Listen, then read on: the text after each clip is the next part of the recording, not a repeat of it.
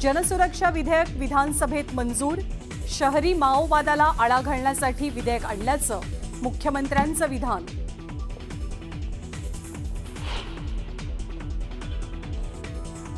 अनिल परब आणि शंभूराज देसाईंमध्ये जुंपली। देसाई मंत्री असताना गद्दारी करत होते, परबांचा आरोप। तर गद्दार कुणाला म्हणता, बाहेर या तुम्हाला दाखवतो म्हणत देसाईंकडनं परबांना प्रत्युत्तर।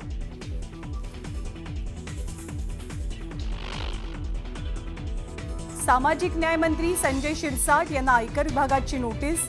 नोटिशीमध्ये शिरसाटांना आर्थिक व्यवहारासंदर्भात विचारणा। स्वतः संजय शिरसाट यांची न्यूज 18 लोकमतला माहिती। भाजप खासदार निशिकांत दुबे पुन्हा बरळले। आजही बोलतो, पटक पटक के मारेंगे। निशिकांत दुबे आपल्या आधीच्या विधानाबद्दल ठाम।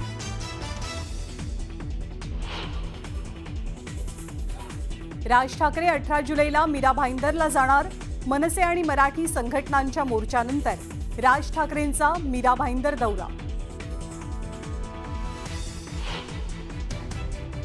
उपसभापती नीलम गोऱ्हे यांच्या बॉडीगार्डकडनं ठाकरे गटाचे आमदार वरुण सरदेसाईंना धक्का।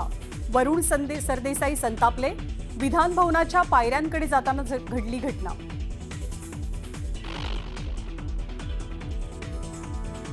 मुंबई शिक्षण उपसंचालक संदीप सांगवे निलंबित। एसआयटी चौकशी सुद्धा होणार। 5 कोटी रुपये घेऊन विधानसभा परिसरात फिरत असल्याचा भाजपा आमदार संजय उपाध्याय यांचा आरोप।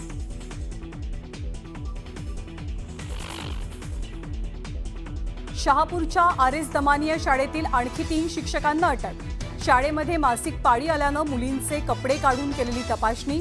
आतापर्यंत 11 जण अटकेत, तर रुपाली चाकणकर यांच्याकडनं प्रकरणाची गंभीर दखल।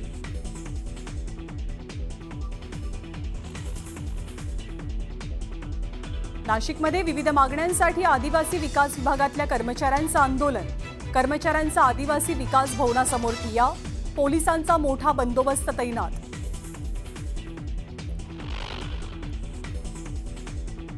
मतदार यादीत आधार कार्डचा समावेश करण्याचा विचार करा। सुप्रीम कोर्टाचा निवडणूक आयोगाला सल्ला, तर निवडणूक आयोगानं आक्षेप नोंदवला। आणि राज्यभरात गुरुपौर्णिमेचा उत्साह। गुरुपौर्णिमेनिमित्त शिर्डीच्या साईबाबांच्या चरणी सुवर्ण मुकुट अर्पण, तर पंढरपुरात संतांच्या पालख्यांनी विठुरायाचं घेतलं दर्शन।